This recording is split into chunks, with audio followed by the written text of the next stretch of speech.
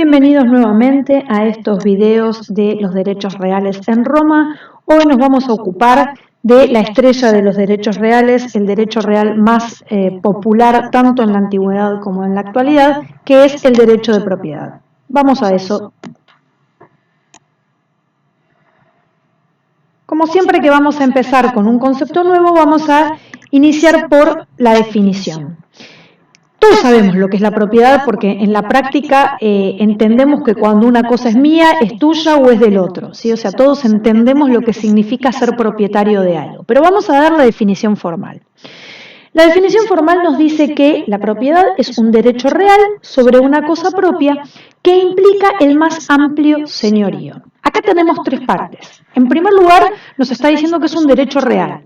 Por lo tanto, comprendemos que se trata de la relación que existe entre una persona y una cosa. No es una relación entre dos personas como habitualmente estudiamos en el derecho, sino que es la relación que existe entre una persona y una cosa.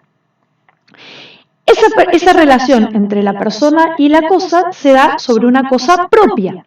Cuando hablamos de la posesión y cuando hablemos un poquito más adelante de otros derechos reales, vamos a ver que esas relaciones que se pueden dar entre las personas y la cosa pueden ser sobre una cosa propia o sobre una cosa ajena. Pero acá la misma definición del derecho de propiedad nos está limitando esta relación entre la persona y la cosa, y esa cosa tiene que ser propia, tiene que ser mía, ¿sí?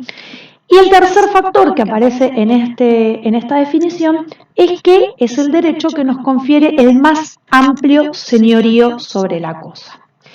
Dentro de los derechos reales vamos a ver que de las distintas relaciones que se pueden dar entre una persona y una cosa, estos distintos derechos le permiten a la persona hacer con esa cosa diferentes facultades, diferentes derechos, ¿sí?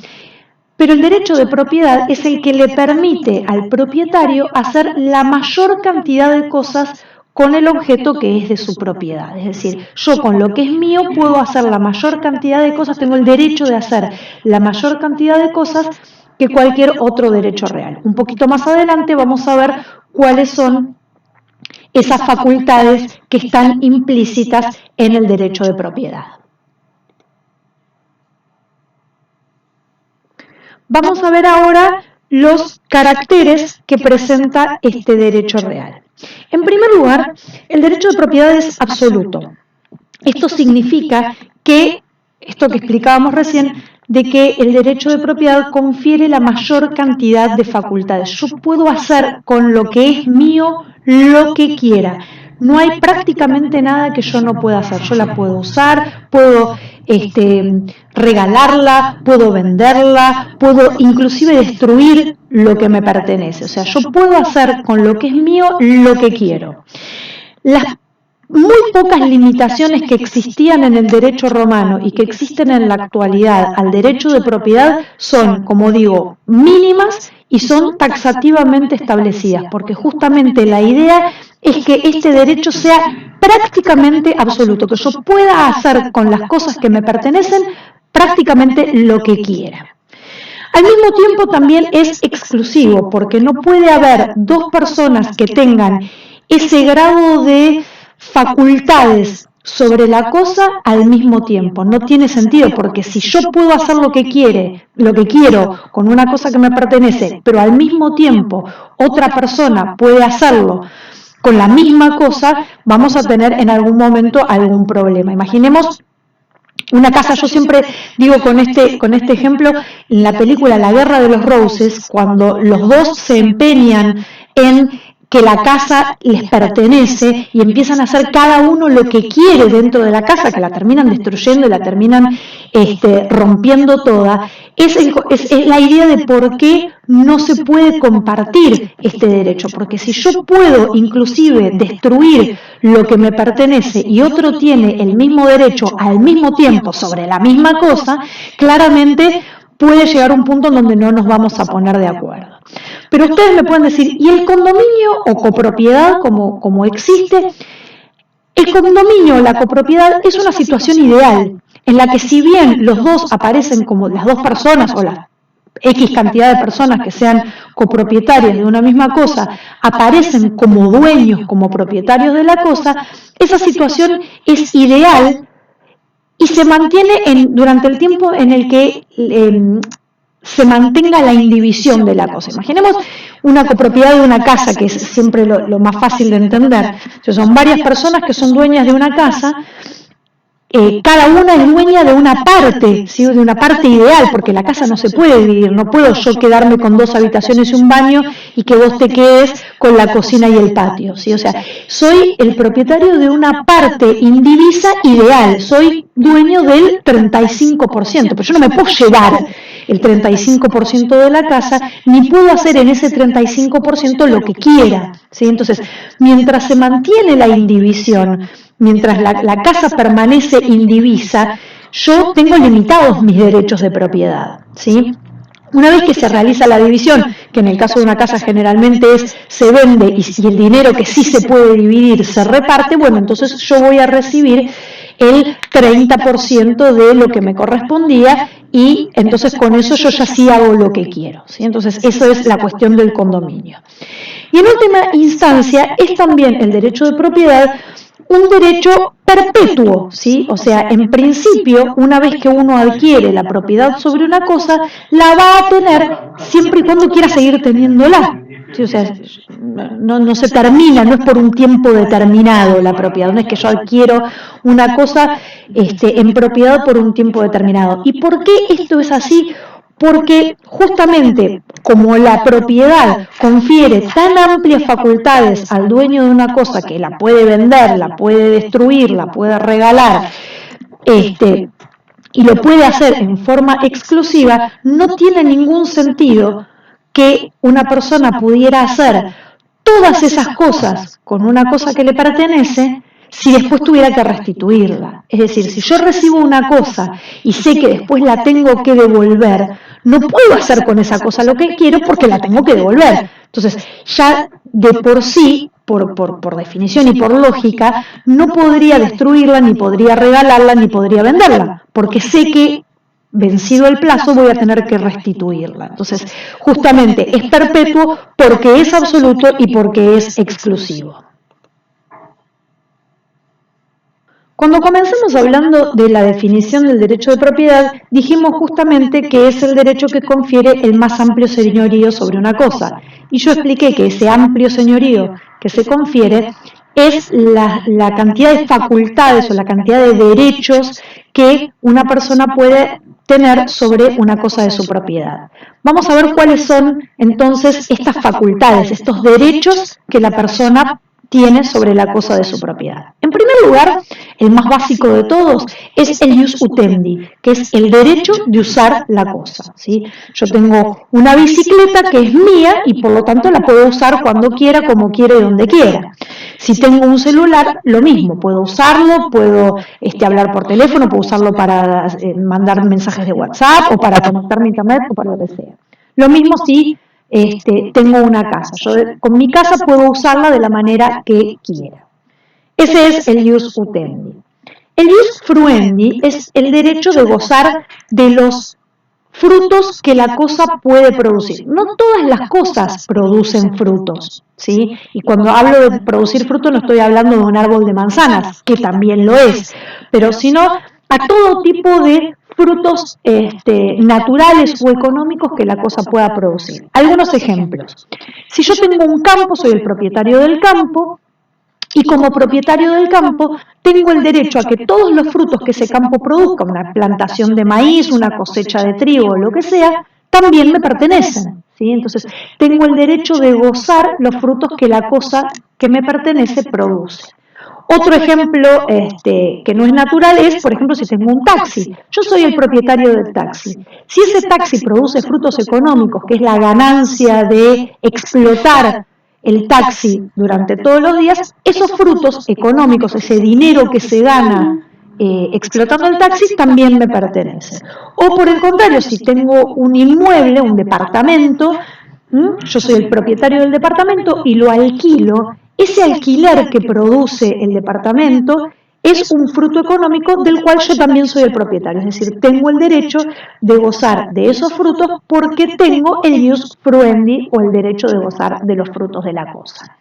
Y el último, que es el más absoluto de todos, es el ius abutendi, que es el derecho de disponer de la cosa.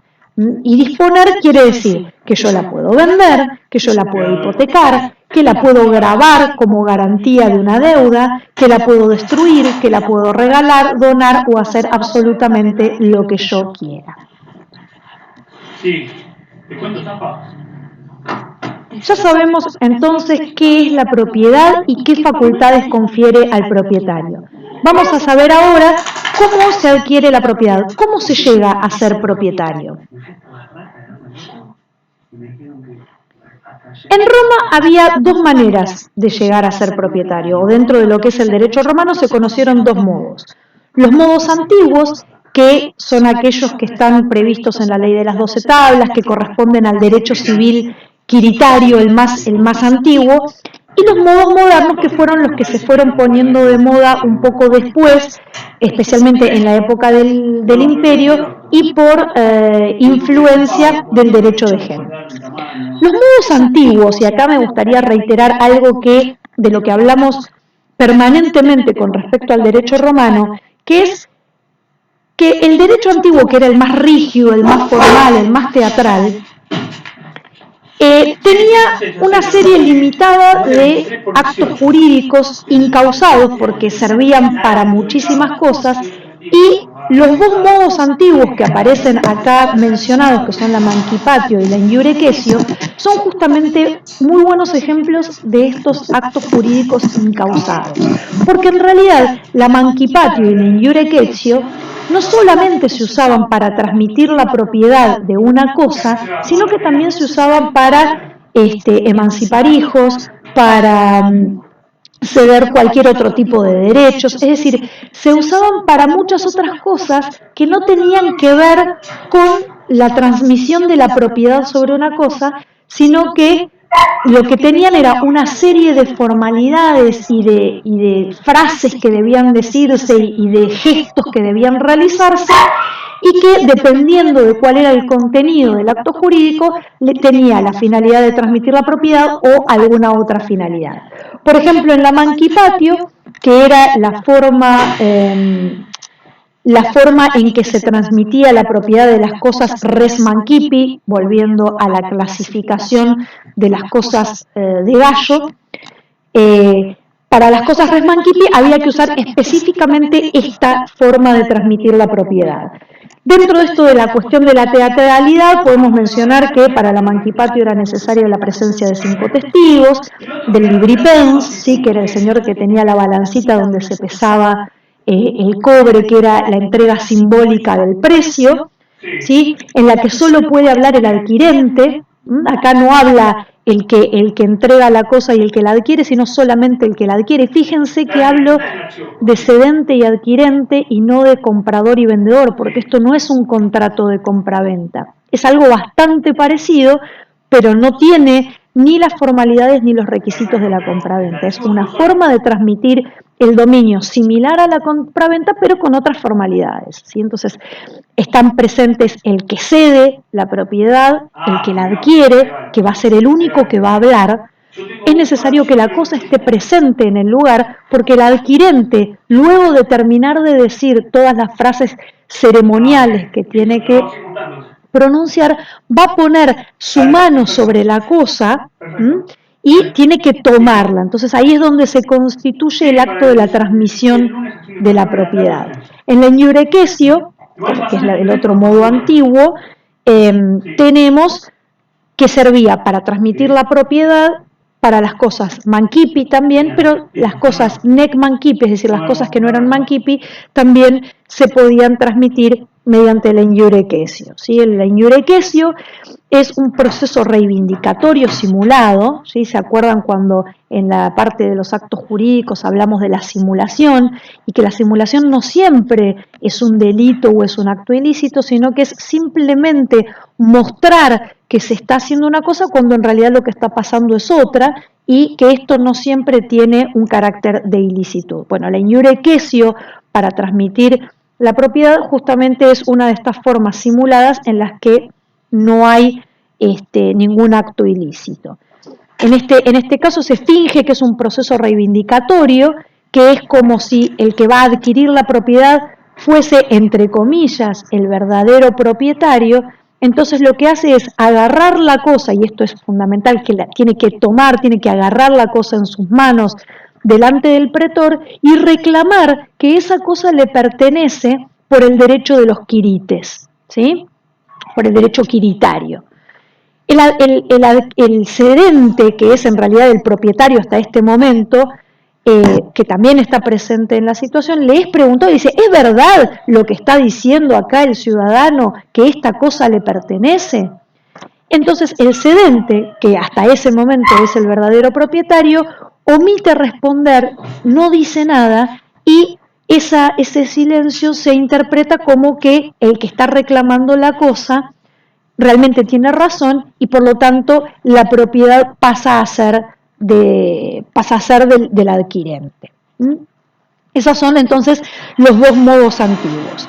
Con respecto a los modos modernos, que ahora los vamos a ir desarrollando uno por uno, sí quiero recordar algo que también dije en otras explicaciones sobre el derecho romano, y que es que esta clasificación de los modos modernos de adquirir la propiedad, esta clasificación no la hicieron los romanos, ¿sí? Los romanos, lo digo por enésima vez, no era un pueblo que se dedicaba a confeccionar teorías y clasificaciones generales, sino que lo que iban haciendo era resolver las situaciones que se le presentaban de la manera más justa posible. Esta clasificación, que yo ahora voy a ir desarrollando parte por parte, la realizaron los estudiosos del derecho romano muchos siglos después, a partir de las fuentes del Corpus Juris y de otras fuentes jurídicas que pudieron rescatar, y entonces a partir de eso fueron elaborando los modos modernos de adquirir la propiedad. Es interesante que hablemos específicamente de los modos modernos porque son prácticamente los mismos modos en los que en la actualidad se puede adquirir la propiedad sobre las cosas. Y digo que es interesante que analicemos los modos modernos, entre comillas, modernos de adquirir la propiedad de los romanos, que fueron los modos más comunes durante la época del imperio, porque prácticamente son las mismas formas en las que se puede adquirir la propiedad en la actualidad. Y quiero hacer hincapié en esto de que pongamos el foco en ¿dónde está la adquisición de la propiedad? Es decir, lo que vamos a desarrollar ahora son los modos en los que una persona puede convertirse en propietario de algo. Porque cuando nosotros hablamos de adquirir la propiedad, parece que nos estamos refiriendo solamente a la compraventa. Uno imagina que la única forma que yo tengo de adquirir la propiedad sobre una cosa es comprándola. Y en realidad, si empezamos a analizar, hay muchas otras maneras, tal vez menos comunes, pero que igualmente son efectivas para adquirir la propiedad sobre algo. Y voy a tratar de ir poniendo ejemplos para que podamos ver de qué se trata. Las primeras dos formas de adquirir la propiedad son la occupatio y la especificación. La occupatio significa adquirir la propiedad sobre algo que es res nullius. Res nullius significa algo que no es de nadie. Esa cosa que no es de nadie sobre la que yo puedo adquirir la propiedad puede ser porque nunca fue de nadie, es decir, me la encontré y no es de nadie y entonces yo me la apropio y la adquiero para mí y de esa manera adquiero la propiedad sobre la cosa, o bien sobre algo que ha sido abandonado. El ejemplo que vemos en el video es, si me encuentro plata por la calle, esa plata no es de nadie, entonces yo la tomo y adquiero la propiedad sobre ella. Otros ejemplos más importantes tal vez es el mismo criterio que usaron los europeos para conquistar los territorios de América, de África, etc. O sea, esa tierra era descubierta por ellos y era interpretada como que no pertenecía a nadie y por lo tanto la reclamaban y se la apropiaban. Es lo mismo que si yo encuentro una tierra virgen, una tierra que no está loteada y que no pertenece a nadie, entonces yo puedo reclamar su propiedad. Hoy en día ya no hay tierras vírgenes que se puedan reclamar ni dentro de un país ni en el planeta y por lo tanto entonces ya esta forma no tendría sentido. Pero el concepto es que algo que no le pertenece a nadie, si yo me lo encuentro, entonces adquiero la propiedad sobre esa cosa. La segunda entonces es la especificación, que es la transformación de la materia prima. Y acá entra a jugar el tema de las cosas accesorias y principales de las que hablábamos en la clasificación de cosas, ¿sí? Normalmente lo que es accesorio sigue a lo principal. Entonces, si yo soy el propietario de la materia prima y esa materia prima la transformo en alguna otra cosa, esa cosa que surge después de haberla transformado también me pertenece, ¿sí? El ejemplo es, si yo soy dueño de 1 kilo de harina y con esa harina hago pan, el pan también es mío. Si yo tengo 1 kilo de lana y con esa lana la convierto en un pullover, el pullover también es mío. O sea, yo ese pullover lo estoy adquiriendo la propiedad sobre esa cosa, no porque lo compré, no porque me lo encontré, que sería la ocupatio, sino porque yo era el dueño de la materia prima que transformé en ese nuevo objeto del cual también soy el dueño. Otro modo muy interesante de adquirir la propiedad es la accesión, que es cuando una cosa se une a otra, de manera natural o de manera artificial. Y acá seguimos nuevamente con el principio que mencioné recién, de que lo principal que lo accesorio sigue a lo principal. Es decir, quien es el dueño de lo principal, si a esa cosa principal se le agregan, se le unen de manera permanente cosas accesorias, también se adquiere la propiedad sobre esas cosas accesorias. Y esa unión, dijimos, puede ser de manera natural o de manera artificial. En el caso de los inmuebles, siempre se da de manera natural. En el caso de los muebles, puede ser de manera natural o de manera artificial. Vamos a ver primero la de los inmuebles.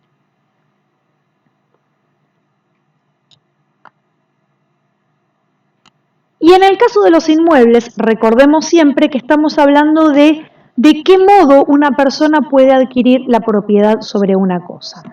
Y estos 3 modos de accesión que tenemos mencionados acá, el aluvión, la abulsión y el lecho de río, tienen que ver con una situación muy particular que es una persona que es dueña de un terreno que está en la orilla de un río, ¿sí? Entonces, en el Tigre, supongamos, ¿no? Una persona tiene un terreno, un inmueble, que da justamente al río. El río que pasa por la orilla de su terreno va depositando lentamente sedimentos en la orillita y con el transcurso del tiempo, tal vez de una manera muy imperceptible, o sea, no es que todos los días nos vamos a levantar y vamos a darnos cuenta de que nuestro terreno se está expandiendo por los sedimentos que trae el río, sino que de una manera muy imperceptible y a lo largo de mucho tiempo, si nosotros observamos después de mucho tiempo, por ahí vemos que ese terreno se ha ido expandiendo, cada vez tiene una mayor dimensión, justamente por la tierra que lentamente se va pegando en la orilla del río. Eso se llama aluvión, ¿sí? Entonces, el propietario del fondo principal, va adquiriendo también la propiedad sobre esa tierra que se le va anexionando en la orilla y si su terreno creció, también va a ser entonces el dueño de esa parte que se le agregó por acción del río. La abulsión es lo mismo, pero es cuando se produce de una manera abrupta. Vieron que a veces, si el río es muy correntoso, arranca partes de tierra, la transporta río abajo y luego la deja como pegada en otra parte, ¿sí? Entonces, el dueño al cual se le queda pegada esa porción grande de tierra que se nota de un día para el otro, acá no es con el paso del tiempo y de forma imperceptible, sino de un día para el otro tengo un montón de tierra que se me pegó, toda esa tierra que se agrega a mi fondo, también paso a ser el propietario, porque lo accesorio sigue a lo principal.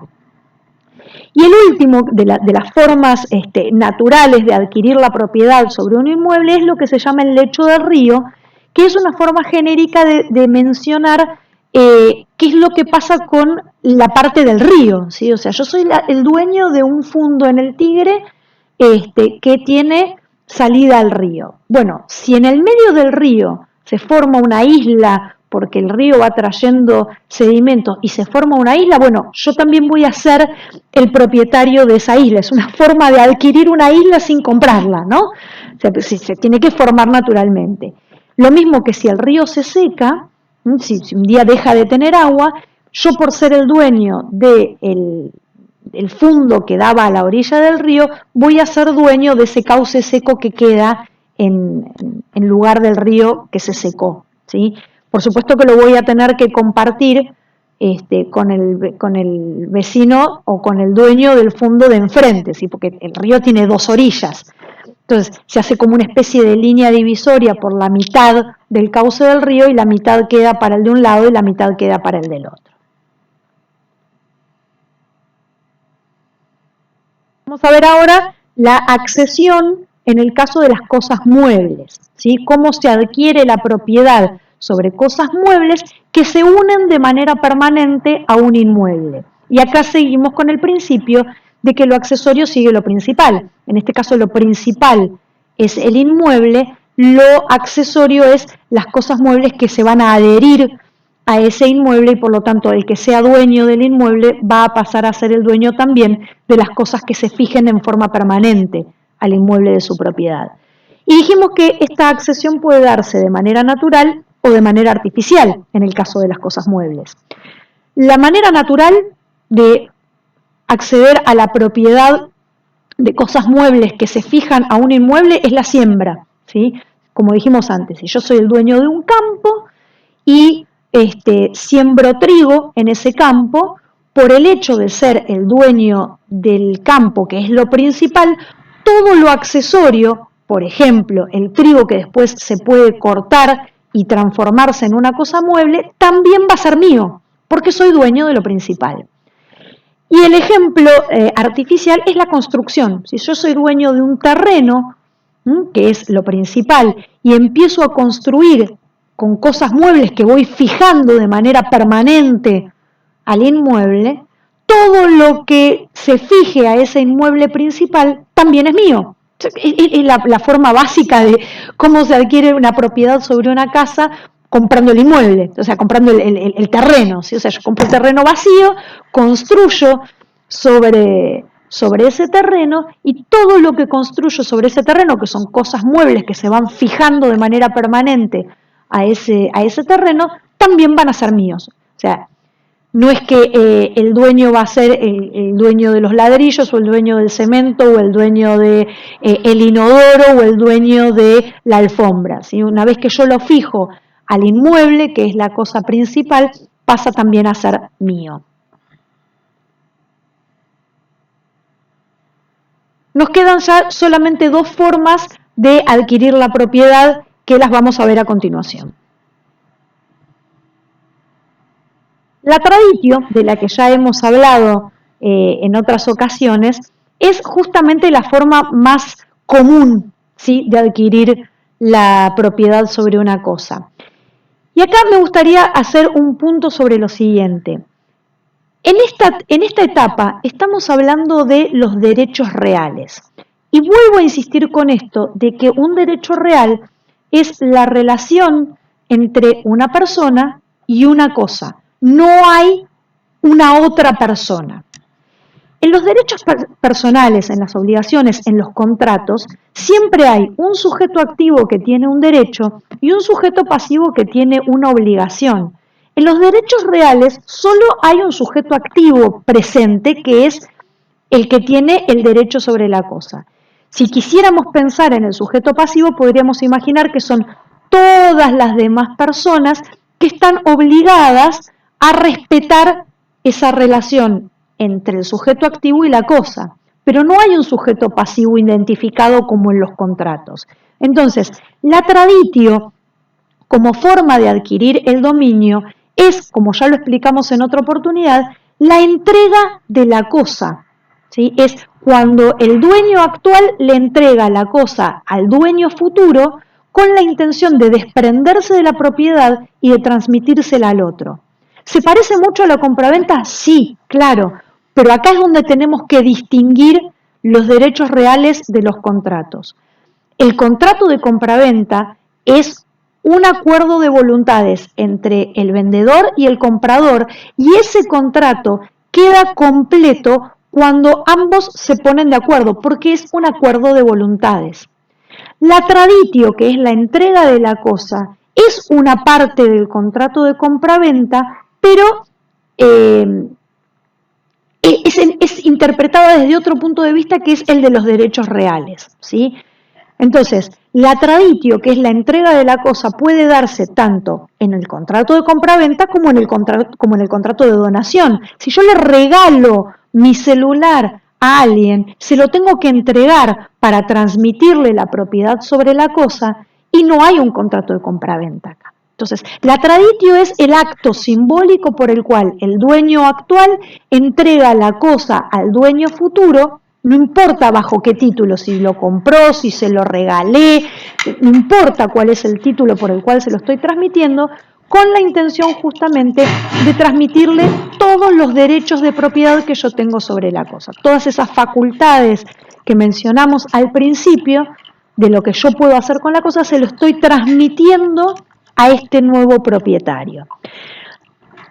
Los romanos exigían, para que esta traditio fuese constitutiva de la propiedad, es decir, para que se transmitiera la propiedad, exigían, en primer lugar, que ambas partes fueran capaces, o sea, tanto el cedente como el adquirente debían ser personas capaces. Y además se exigía que el que entregaba la cosa, el enajenante, el cedente, fuese el propietario. Porque existe una regla en el derecho que se llama la regla nemo plus iuris, que es que nadie puede transmitir sobre una cosa más derechos de los que tiene. Y como la propiedad es el derecho que abarca mayor cantidad de facultades, si yo no tengo esas facultades, no se las puedo transmitir a otro, ¿sí? Si yo soy el inquilino de un inmueble, no puedo transmitirle a otro, por más que le entregue las llaves, por más que le entregue la cosa, no puedo transmitirle más derechos de los que yo tengo sobre esa cosa, ¿sí? Entonces, era necesario que ambos fueran capaces y que además el enajenante fuese el propietario para poder transmitir todas las facultades implícitas en la propiedad. Dentro de las formas de traditio que existían en Roma, tenemos, bueno, la traditio normal, que es entregar la cosa, tenemos la traditio simbólica, que es cuando se entrega un símbolo de la cosa, que el más común es las llaves de una casa. O sea, cuando yo entrego las llaves de una casa, ni siquiera hace falta que esté en la casa, puedo entregarle las llaves en cualquier otro lado, y de esa manera ya le estoy entregando todos los derechos implícitos de la propiedad que significan tener las llaves de una casa o las llaves de un auto, etc. Es una tradición simbólica. La traditio brevi manu, de la que ya hemos hablado, en la que una persona cambia de título, tiene la cosa a modo de inquilino y pasa a tenerla como propietario. No hay una entrega de la cosa porque la cosa ya la tiene, ¿sí? Pero lo que cambia es el título por el cual empieza a poseer.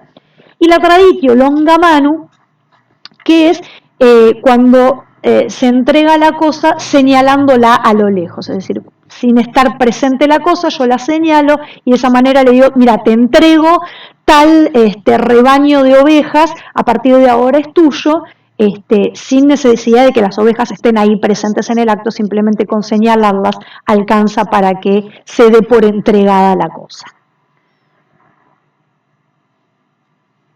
Y por último, la última forma de adquirir la propiedad sobre una cosa es lo que se conoce como la usucapión, ¿sí? O la prescripción adquisitiva en español. Esto es adquirir la propiedad sobre una cosa por la posesión ininterrumpida durante un lapso de tiempo, que va a variar si la cosa es una cosa mueble o si la cosa es una cosa inmueble, ¿sí? Ya hablamos de la posesión.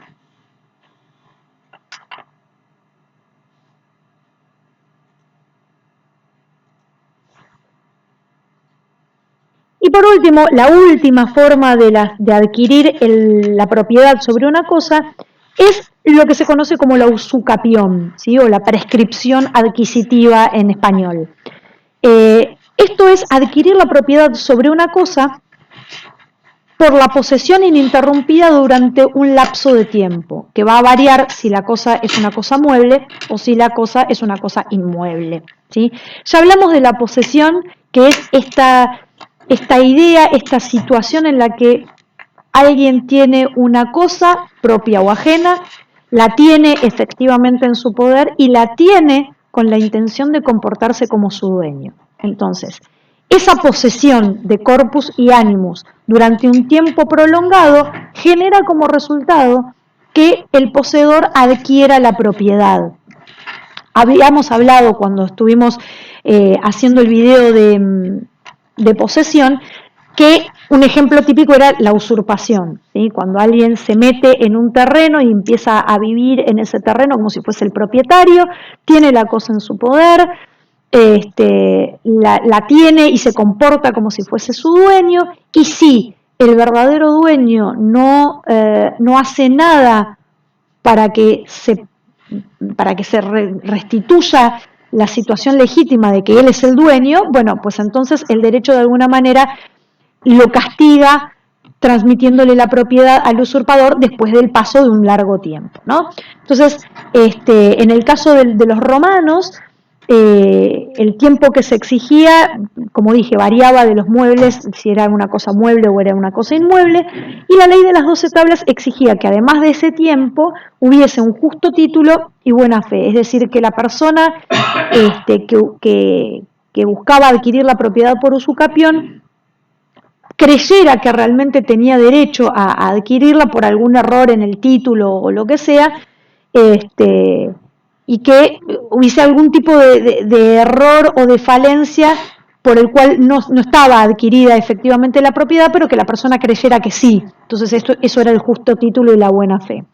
Luego se fue agregando la posibilidad de adquirir la propiedad a partir de la usucapión cuando no había justo título o cuando no había buena fe, solamente que el tiempo que se exigía de posesión era bastante más largo, ¿sí?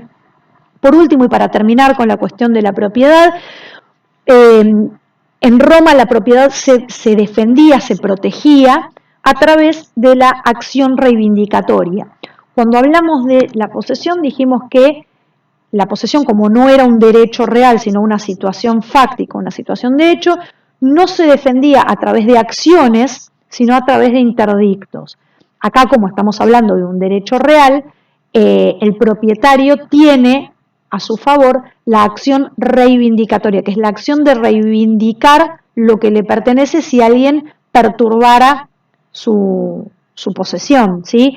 Esta acción reivindicatoria pertenece al ius civile y por lo tanto estaba limitada a los ciudadanos romanos, ¿sí? Y entonces el funcionario encargado de entender en estas acciones reivindicatorias era el pretor urbano. Muy bien, eso es todo, hemos terminado con la propiedad, muchas gracias a todos, me despido hasta la próxima donde seguiremos analizando los derechos reales en la Roma antigua y les dejo a continuación todas las plataformas en las que se pueden suscribir para seguir el material que seguimos subiendo sobre estos temas. Hasta la próxima.